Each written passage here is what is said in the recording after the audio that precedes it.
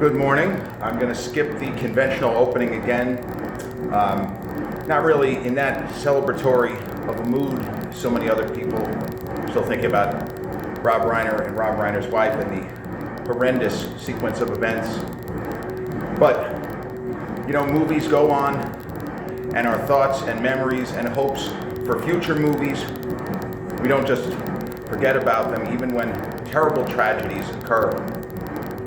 So yesterday, some of you know this, but yesterday marked the 30th anniversary of when the movie Heat, the original, was released. It opened in the United States. I'm not sure about worldwide, but it opened in the United States December 15, 1995. And it was a movie which, I talked about this concept once before, but for those who missed it and are interested, throughout time there have been certain movies which were wrapped way before they ended up coming out, for one reason or another. We even recently talked about how Top Gun Maverick was wrapped. The film was completed sometime in the fall of 2019.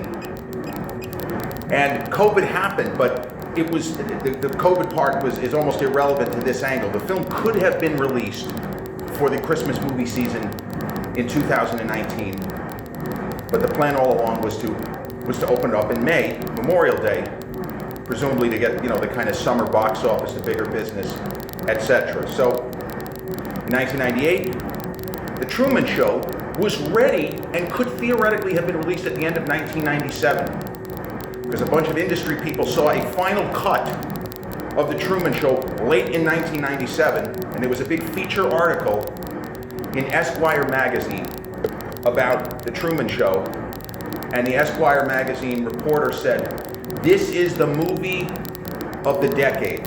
Movie of the decade! And I don't know if I would go that far with The Truman Show. The 90s were the best decade Hollywood ever had, but Truman Show to me, top 10, could be even top 5, for how many things it gets right and how predictive it was where society was going. Well, Heat, even though it came out in December of 1995, there were full articles written about this film from critics and reporters who had seen it at least a couple of months before it came out. Now, I don't know what the mechanics were. You know, maybe the studio was trying to figure different release slots for other films and we'll release Heat later. Because for a movie that's supposed to be big box office, not just kind of Oscar bait, December 15th is a little bit of a late slot. Now, there have been plenty of instances where movies simply opened in a couple of theaters in December just to qualify for the Oscars. The most famous example of that being in 1978, Michael Cimino's The Deer Hunter, starring, of course, one of the actors from Heat, you know, Bobby D, Mr. De Niro. And that movie wasn't supposed to be ready until 1979, but somehow Michael Cimino, with the print still wet, got the film ready, and it was released in 2 theaters the last week of December 1978, and then it ended up sweeping the Oscars and kind of stole the thunder of Francis Coppola's Apocalypse Now, which was released the following year. There were a lot of production problems. Deer Hunter was supposed to come out in 79. Apocalypse Now was supposed to come out in 78. But you know, it's Hollywood, shit happens. And by the time Apocalypse Now came out, it kind of had its thunder stolen by Deer Hunter. Even though the two movies are technically both Vietnam experience films, they could not be more different. But Heat opened 30 years ago yesterday. And I saw it immediately. This was another one of those movies where as a young Gen X, you know, got a lot of aggression, and I'm always angry, I'm always in a miserable mood. Still worked out every day, but my default setting, I was the sort of individual who rooted for the bad guy wrestlers before that was cool, before the Attitude Era. And by the 90s, I wasn't even a wrestling fan anymore because spoiler alert, I knew that it was all choreographed. As a little kid, rooting for Big John Studd to beat Andre the Giant, I thought maybe it was real. What can I tell you? But the advance buzz on Heat was sensational. There were many people saying, this might be the best movie of the year. This is as good as Braveheart. I would agree. This might be as good as Mike Figge's Leaving Las Vegas, a film which I like but I don't love, Oliver Stone's Nixon, and Ron Howard's Apollo 13, among others. Like, this is the movie that you've got to see. So the early buzz was great, but then when the film landed, the reviews were through the roof. So it wasn't just a matter of hype or buzz. This film was the real deal. Because the early word, some of the stuff that was coming out, it was like a little bit of deliberate misdirection, similar to Jordan Peele in, another movie that was kind of pushed back by COVID, the Candyman reboot. That Jordan Peele kept talking about the Candyman reboot as if it was a reboot. He didn't tell people that it was actually a sequel to the first film. It wasn't a reboot, it wasn't a spiritual sequel. It was a direct sequel to the 1992 original. So there was an idea with Heat that either Big Al Pacino and Bobby D, they were going to be cop partners, but then there was another story that came out that said, no, De Niro plays a serial killer, but maybe it's Pacino who's the serial killer. And they made a movie in the late 2000s, about 2008, 2009, where that was actually a plot line, where they did play cop partners, and it looks like one of them might be, doing a little Son of Sam Zodiac scenario over here. So I got in on the ground floor. I saw it with my mom at the movies at Sunrise Mall, Massapequa, my favorite place to see a movie. And it wasn't even because, the theaters were nice, but there were great memories from that mall, from that movie theater growing up. Where I grew up at Pekin, Massapequa, if you don't know, is a big town. That's why you got so many famous people. Part of it is that the town is sprawling. Sunrise Mall in Massapequa was about 3 miles away from where I grew up. Also in Massapequa, same town. You have Massapequa here, then you have Massapequa Park there, but then you got more Massapequa over here. Massapequa Park would look like a big checkerboard from space. So by the time we saw the movie, you watch the previews and the Oscar buzz. It's the best performance of De Niro's career.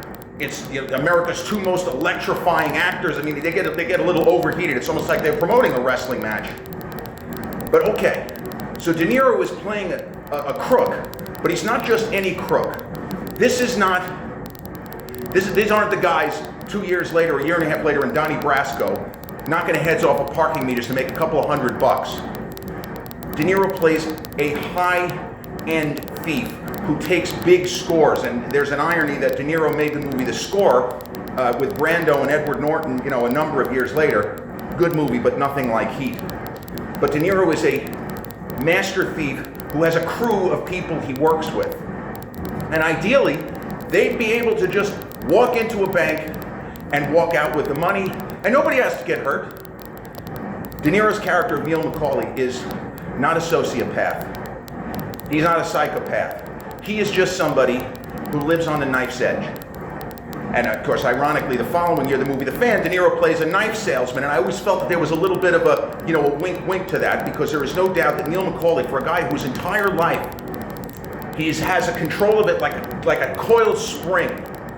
He's very tight, he doesn't say very much, he's clearly extremely intelligent, but he doesn't need anybody to know. And Mr. McCauley, what do you do for a living? Give you a dirty look. Yeah, you know what, I don't really need to know. No. Medals. Just the way De Niro says the word medals. How do you even do that? So Pacino plays a Los Angeles super cop.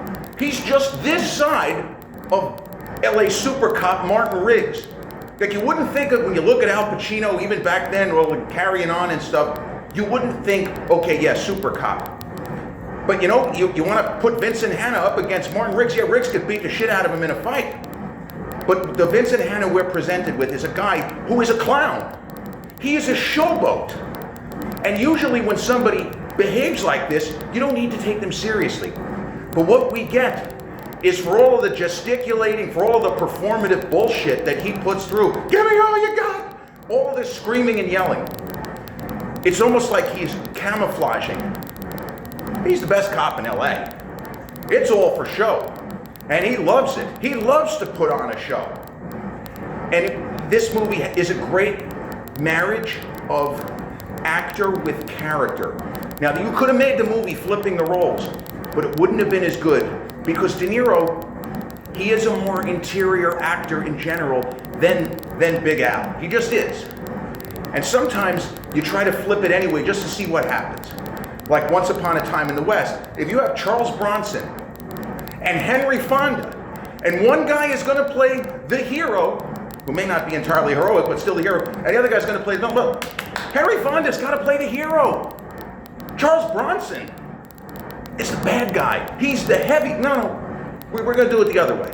And we'll have Jason Robards, and he'll just kind of be a middle ground character. He's not exactly great, but he's not really the bad guy. Is he even a good guy or a bad guy, the character of Cheyenne? I don't know. But the movie Heat also boasts a phenomenal performance from the now late Val Kilmer.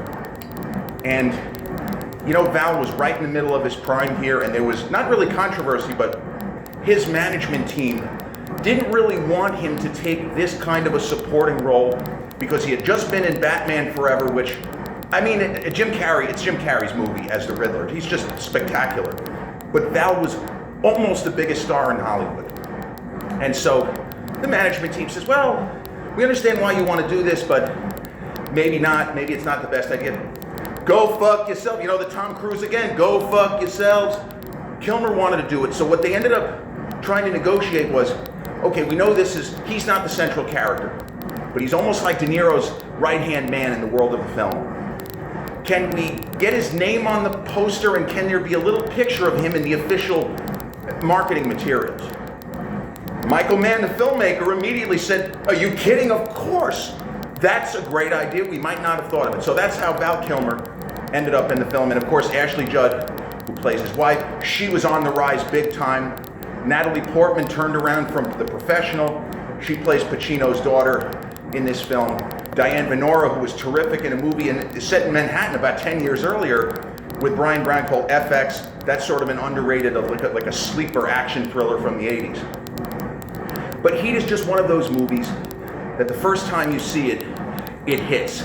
And you wouldn't think that a crime movie, not in the manner of LA Confidential, which was 2 years later, by the way, a Los Angeles Crime Saga, they both are, but again, they're so different in the way they go about being a story about crime, you know, cops and robbers, good guys, bad guys, or also in the immortal words of Tom Cruise, maybe it's good guys, bad guys, worse guys. Because the character of Waingro, he's neither bad guy nor good guy. He is basically Charles Manson working for De Niro's crew. That's not really a great combination, Susan. That's not so good.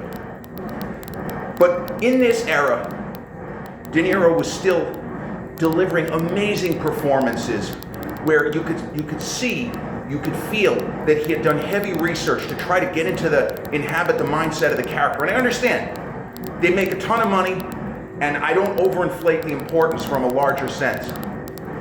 But De Niro really wasn't winging any performances in this decade. You go back to 1990 with the movie Awakenings. There are people right now, they will point to what De Niro does as Leonard Lowe, a young man who was stricken with encephalitis. They'll say that's his best, from a craftsmanship standpoint, that's the best work that De Niro ever did. And that's 1990. Cape Fear as Max Cady, incredible. And he just made so many interesting films. They weren't all successful. And then Backdraft, you know, Ron Howard, speaking of Ron Howard, he's the best thing about Backdraft. So he made Mad Dog and Glory with Bill Murray. Another film with weird casting. You have a cop and you have a mob boss who moonlights as a stand-up comic.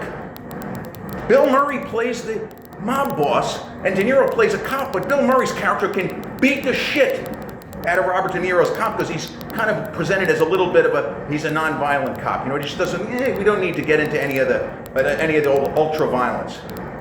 So I think that De Niro's turn as Neil McCauley is the best non-Oscar nominated performance that he's ever given. And he's had a lot of them, but he really finds the humanity in a character who's, this guy's career criminal. This isn't anyone you'd ever want to meet. You know, you see him at the gym, you schmooze with him, but you don't want anything to do with this guy. Because as the character of Waingro says, he's not going to forget about you. He's very thorough. He's very thorough. And he doesn't start any shit.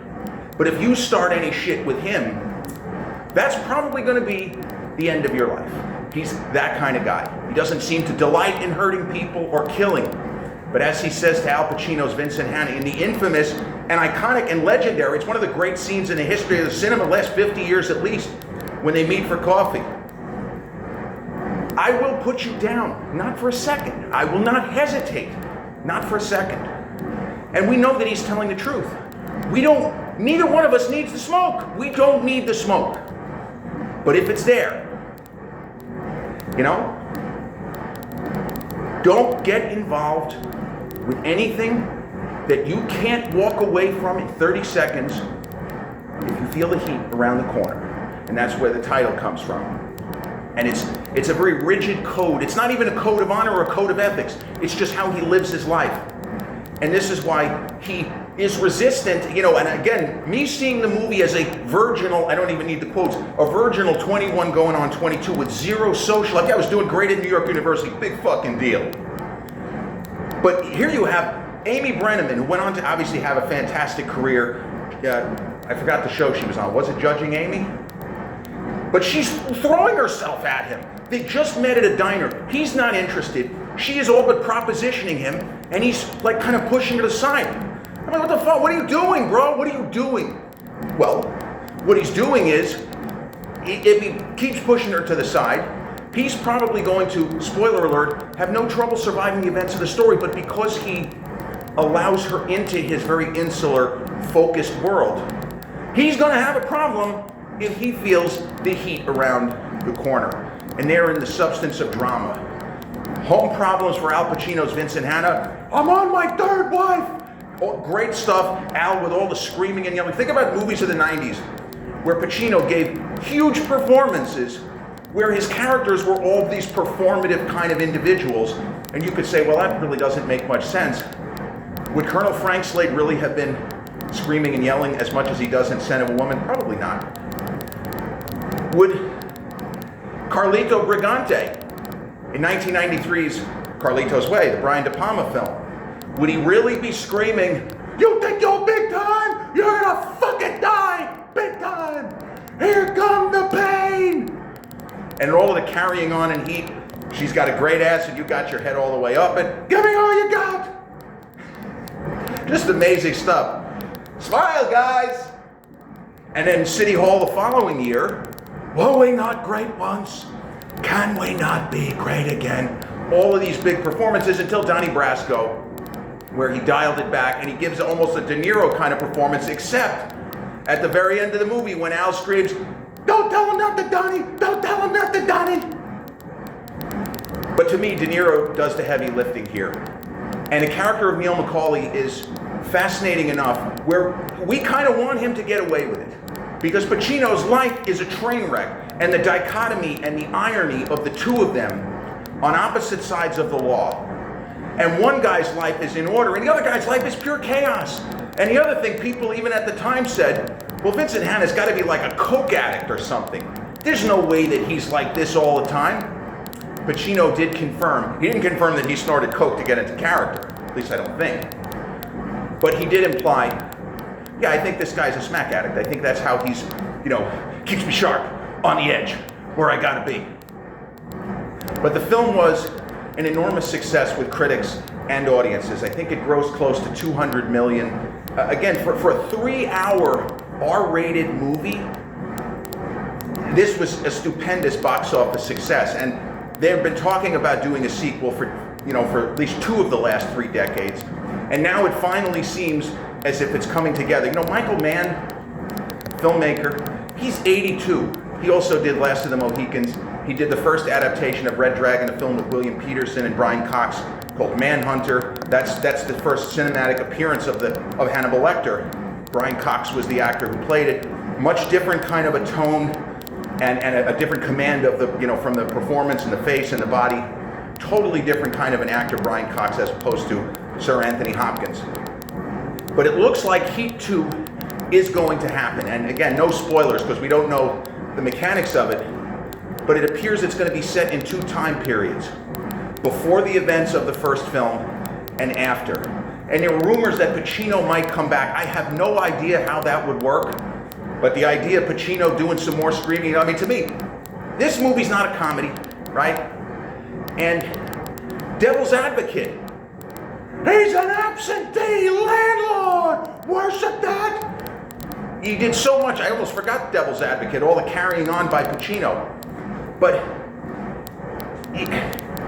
I don't know that he would be able to I don't see how it would work. What would he do? I guess he would play the same character, but that character, for all we know, could be played by Christian Bale in the sequel, reboot, whatever. It could be Austin Butler. Nobody knows who's playing what. Leonardo DiCaprio is rumored, Bradley Cooper, Ana de Armas. There's so many big hitters. There was even some talk maybe Channing Tatum would get in there. They don't know who's going to play Christian Hurlis, the Val Kilmer character. But when I think of Heat, Pacino's best moment for me, I'm watching the movie, I'm hooked, I'm into it. And normally, one character screaming and yelling for no reason, apparently, it should detract you and distract you from what's going on, but it made the movie more entertaining. So Al Pacino's character, it's clear that he and Diane Venora, they love each other, but they've come to the end. He's a terrible husband. He's not running around on her, he's running around her, he's cheating on her with work, basically. And so she starts seeing this real schmuck. And Al comes home, and something's gonna happen.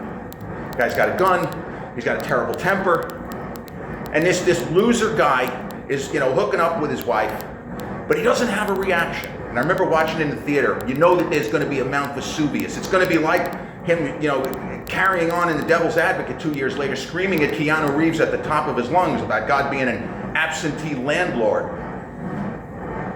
So she says to him, "Aren't you going to get angry?" He goes, "Oh, I'm angry. I'm angry." And he basically says, "You know what, pal? You can come into my home. You can fuck my wife, you can eat some food here, you can do whatever, no problem. But what you can't do is watch my fucking TV!" And he puts about 10 bullets into the TV. The movie's not a comedy, but similar to how people were howling during The Devil's Advocate 2 years later, I am screaming with laughter as he's shooting up the TV. Yes, it took me out of the fiction, but it just added to the entertainment value. I love Pacino's performance in this movie. But when you think of the sequel, Michael Mann wrote a book, a kind of continuation, and as I say, going back, just because you have an incredible cast doesn't mean you're going to have a great movie. But there is something about DiCaprio who normally, this is not really his speed, this is not his style of film. What could theoretically be an up-tempo action thriller, Leo really, and this is to his credit, my feeling on him is that he's always tries and has always tried to make challenging, complicated films. He's made very few A plus B equals C movies. And I think that, of course, he would want to work with all of these people that they're talking about right now. But hopefully he saw something where he thought, this can work and we can make a great movie. It's so difficult to imagine anything approaching the first one. The tension, the incredible orchestration of the bank robbery sequence with the shootout and De Niro moving through, taking cover while the cops are firing on him, and Val Kilmer even told a story about how, and I know a guy from the Pacific Northwest, and he told me this, he said, "You're not gonna believe this is gonna sound like this isn't true, but I'm telling you this is true." The bank robbery shootout with Tom Sizemore, Val Kilmer, Robert De Niro facing off against literally an army of cops.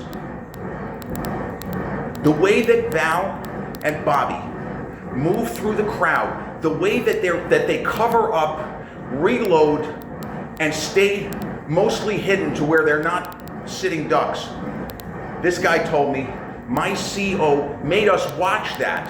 He said, this is a movie and they're doing it better within the movie than most people who I have trained. So you watch them, don't listen to what I say. That's how you move.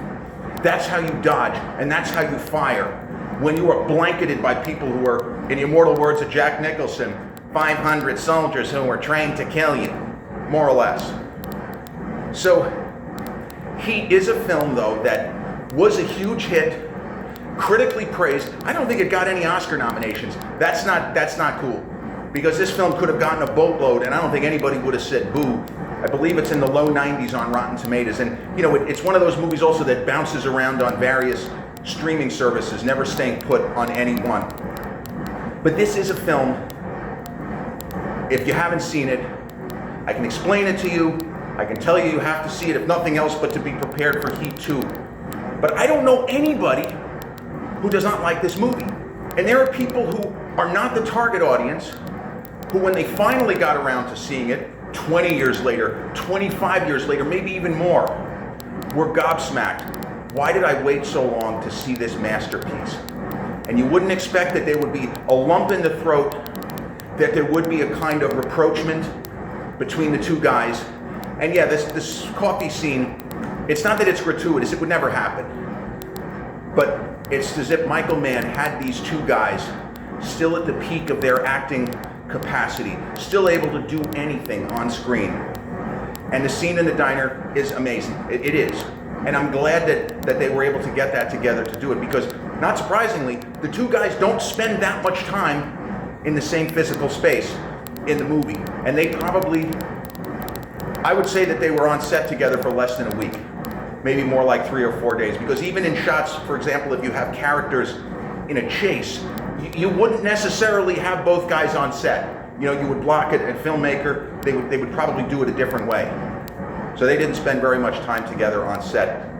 But once they figure out who's going to play what roles in the sequel, they'll have a start date. So it's going to be shot sometime in 2026 with a proposed 2027 release date. Now, the way the business works, if they shoot the film in the first half of 2026, I doubt they will, but in the fantasy version of this, they shoot it in the first half of 2026.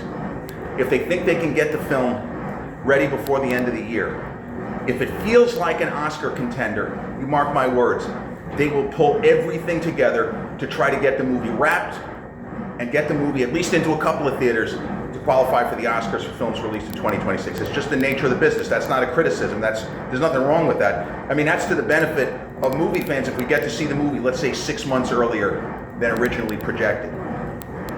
But a happy 30 years and 1 day to a truly sensational action movie, one of the greatest action movies ever made. I mean, it's easy, top 10. Some people would even put it top 5. But it's an action movie with immense heart and just extraordinary performances from the entire cast, playing a lot of very distinctive, I forgot John Voight, who plays the fence. You know, he works with De Niro's character, Jeremy Piven, Dennis Haysbert, just so many great performers in roles large and small, and magnificently directed by Michael Mann, who also did, I forgot, the Ali film with Will Smith, which is, it's good. There can't really ever be a definitive Ali movie, Muhammad Ali, of course, but that movie at least is good as a primer. You know, if you're interested, why was this guy a big deal? I don't understand. There's enough in there where that movie's okay, I kind of get it now. But I'm excited for the sequel, and a happy, belated 30th anniversary to the release of Michael Mann's 1995 LA Crime Saga masterpiece, Heat. No conventional wrap-up.